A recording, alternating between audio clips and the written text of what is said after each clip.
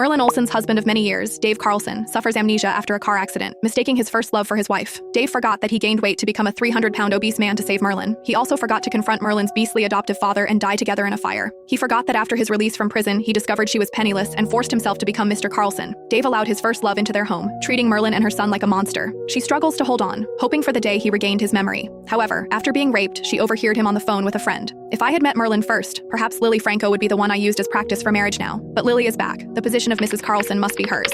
I should have pretended to be a thug. That way she would have learned her lesson. Merlin watched him slam the door on her, and her eyes suddenly welled up. She had no intention of putting up with a man like this anymore. Turning away, she went downstairs and started the car. Her child was waiting for her at home. The car slowly started moving. The cold night wind rushed in through the car window. This was the first time she hadn't disturbed Dave's good time since she learned he was faking amnesia, yet he had someone deliberately rear-end her car. Does it feel good to bully someone, Merlin? Lily was so scared until she couldn't sleep all night. Are you satisfied now? He grabbed her by the back of her collar and slammed her against the smoking hood of the car. Even if you misunderstand me as your husband, you shouldn't have driven Lily to such a desperate situation. She just returned to the country all alone and helpless. You're still torturing her like this. Are you trying to kill her? Human life matters most. How can you be so cruel and shameless? The hood of the car sizzled against her cheek, but Merlin seemed oblivious to the pain. Who had been the one being mocked from beginning to end? And who was being intimidated now? Was she just supposed to obediently wait to die, without even the right to fight back? At this moment, Merlin finally answered her grandmother's question in her heart, because Dave no longer loved her. He had risked his life to donate bone marrow for her, served time in jail, and even gone to sea. Before overhearing the phone call, she foolishly chose to believe him. She believed he had only lost his memory in a car accident and mistaken Lily for her, which was why his feelings, and his treatment of her and their son, had changed so drastically. Merlin never dared to dream that the amnesia was fake, the love was fake, and even the marriage was just a tool to use her as a practice subject. The man who spoke gently even to the waitress, whose manners were ingrained in his bones, actually disguised himself as a thug and raped her to force her to leave. Thinking you're my husband. That's right.